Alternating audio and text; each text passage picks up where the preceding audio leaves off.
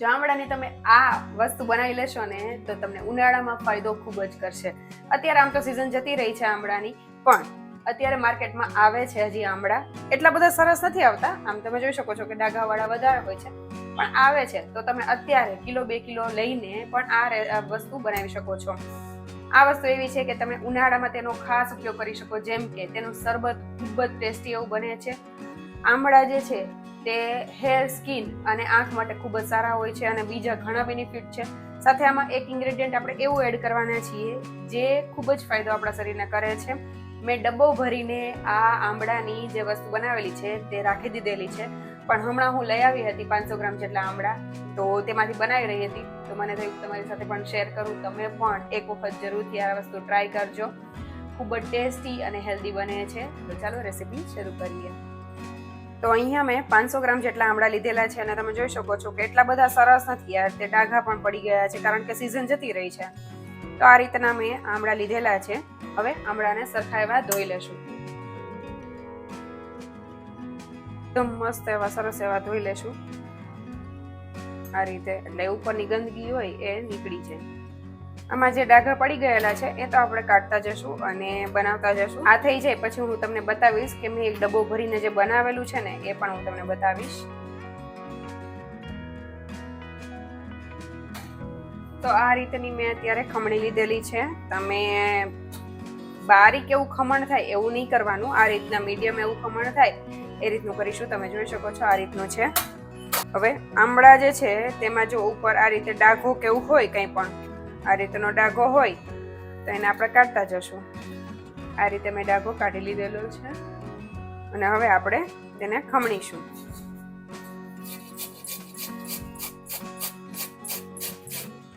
બને તેટલું લાંબુ ખમણ કરવાનો ટ્રાય કરવાની. અને આ રીતે બધા 500 ગ્રામ જે મેં આમળા લીધેલા છે તેનું બધાનું આપણે ખમણ બનાવીને તૈયાર કરી લેશું.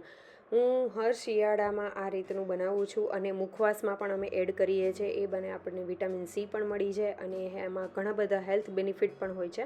તો આ રીતે મેં 500 ગ્રામ જેટલા આમળાને ખમણીને તૈયાર કરી લીધેલા છે. હવે આપણે તેમાં બીટ એડ કરીશું. તો મેં અહીંયા એક નાનું એવું બીટ લીધેલું છે, તેને છીલીને આ રીતે આપણે ખમણી લેશું.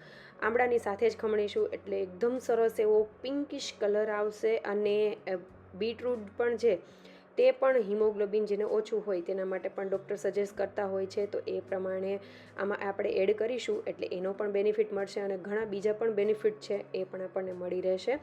તો હવે આપણે આ બધી વસ્તુને સરસ એવી મિક્સ કરી લેશું ને એટલે આમળામાં પિંક કલર એવો ચડી જશે. હવે તમારે જેટલો મુખવાસ કરવો હોય એટલો અડધું અલગ કરી લેવું અને બાકીનું એમનેમ જ જે આપણે આ એક મસાલો તૈયાર કરવાના છે એ એડ કર્યા વગરનું પણ તમે અલગ એવું રાખી શકો છો. હવે મેં બંને વસ્તુને અલગ અલગ ડિશમાં કાઢી લીધેલી છે. થોડાકનો હું મુખવાસ કરીશ અને થોડુંક હું એમનેમ જ સૂકવી દઈશ. તો તેના માટે સૌથી પહેલાં આપણે ખરલ લઈ લઈશું. તેમાં મેં થોડો એવો અડધીથી પોણી ચમચી જેટલો અજમો લીધેલો છે. તમારે જેટલા પ્રમાણમાં આ મુખવાસ બનાવવો હોય ને એ પ્રમાણે આ ઇન્ગ્રીડિયન્ટ લેવા. તેમાં થોડો એવો શેકેલા જીરાનો પાવડર, થોડું એવું સંચળ પાવડર અને થોડો એવો કાળા મરીનો પાવડર, સ્વાદ પ્રમાણે મીઠું અને ચપટી જેટલી જ આપણે હિંગ એડ કરીશું. એટલે ક્વોન્ટિટી તમે તમારા રીતે એડજસ્ટ કરી શકો છો. અને સ્વાદ પ્રમાણે મીઠું એડ કરવું જેથી કરીને આ મુખવાસ જે છે તે સાવ મોરો ન લાગે. મેં અહીંયા ચેક કરીને પાછળથી પણ એડ કરેલું છે. એકદમ ફાઇન પાવડર થાય ને એ રીતે આપણે ખરલમાં કરી લેશું. અને આ રીતના જે આપણે આમળાને બીટ ખમણેલું છે તેમાં આપણે એડ કરીને સરસ એવું મિક્સ કરી લેશું અને આ રીતે પોળું પોળું એવું છૂટું છૂટું એવું રાખી દેશું. ડીશમાં જ ફેલાઈ દીધેલું છે કારણ કે આ ઓછી ક્વોન્ટિટીમાં છે એટલે. તો બંને ડીશ આપણી તૈયાર થઈ ગઈ છે અને આ મેં આમળા જે છે તે પહેલાં એટલે કે અગાઉ બનાવીને તૈયાર કરેલા છે. આ ડબ્બો ભરીને રાખી દીધેલા છે. આખો ઉનાળો અમે તેને રેગ્યુલર ખાઈએ છીએ અને શરબત પણ બનાવીએ છીએ. તો હવે આપણે જે તડકે તેને સૂકવવાના છે. 2 દિવસમાં સરસ એવો તડકો હોય એટલે મસ્ત એવું સુકાઈ જાય છે. અને થોડી વારે તેને છે ને 2-3 કલાક પછી થોડા એવા પોળા કરી દેવા જેથી કરીને એક જ સરખા એવા સુકાઈ જાય. હવે આપણે આ રીતના એકદમ સરસ એવા ક્રિસ્પી થઈ જાય એટલે તેને આપણે લઈ લેશું. અને એકદમ સરસ એવો સુકાઈ ગયા પછી પણ તમે જોઈ શકો છો કે મસ્ત એવો કલર આવ્યો છે. અને જેમાં મસાલો એડ કરેલો છે ને એમાં સરસ એવો મસાલો આ રીતે કરવાથી ચોટી પણ જાય છે. ઘણી વખત કેવું હોય કે આપણે ઉપરથી બધું સુકાઈ જાય પછી મસાલો એડ કરતા હોય, પણ આ રીતે એક વખત જરૂરથી ટ્રાય કરજો. બધી વસ્તુ તૈયાર થઈ ગઈ છે તો મુખવાસને આપણે એરટાઈટ બરણીમાં ભરીને રાખી દેશું. આ મુખવાસ તમે એમનેમ પણ ખાઈ શકો, અથવા તો મિક્સ સીડનો મેં અગાઉ મુખવાસ શેર કરેલો છે એ રીતે પણ તમે બનાવીને તૈયાર કરી શકો છો અને એમાં પણ એડ કરી શકાય. ખૂબ જ હેલ્થ બેનિફિટ આપે એવું છે, તો જરૂરથી રેસીપી ટ્રાય કરજો. તો આ રીતની એરટાઈટ બરણીમાં આપણે ભરીને રાખી દઈશું. હવે આપણે જે બીજો જેમાં આપણે મસાલો એડ નથી કરેલો તે વસ્તુ લઈ લેશું, એટલે કે તે આમળા લઈ લેશું, તેને મિક્સર જારમાં એડ કરી દઈશું. મિક્સર જારમાં મેં સાકર દળેલી છે એટલે એમાં મેં એડ કરેલું છે અને આ રીતે એકદમ સાવ ફાઇન એવો પાવડર કરી લેશું. ઇનકેસ જો તમને એવું લાગે કે અહીંયા આ સરખું નથી પીસાતું તો થોડી એવી સાકર પણ એડ કરી અને તમે દળી શકો છો, પણ એકદમ સરસ એવા ક્રિસ્પી થઈ જાય છે તડકે સૂકવ્યા પછી, એટલે કંઈ પ્રોબ્લેમ નથી આવતો. અને આ રીતનો એકદમ ફાઇન એવો પાવડર કરી લેવાનો.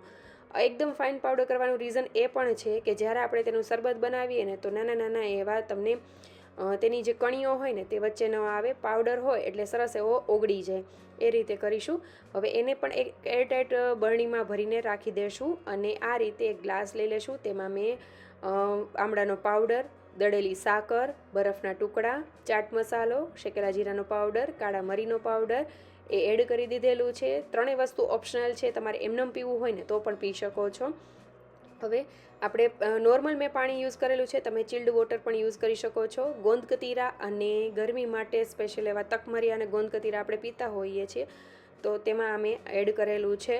એકદમ રિફ્રેશિંગ, એકદમ ટેસ્ટી એવું બનીને તૈયાર થાય છે. આમાં આમળાની થોડી એવી ખટાશનો પણ તમને લાગશે. જો તમારે વધારે થોડું ખાટું જોઈતું હોય તો તમે આ લીંબુ પણ થોડું એડ કરી શકો છો. ઉનાળામાં તો પીવાની મજા પડાવી દે અને ડિહાઇડ્રેશન પણ ન થાય એવું આ ડ્રિંક છે. તો જરૂરથી રેસીપી ટ્રાય કરજો અને લાઇક, શેર અને સબસ્ક્રાઈબ જરૂરથી કરી દેજો. કમેન્ટ કરવાનું ભૂલતા નહીં. Thank you for watching.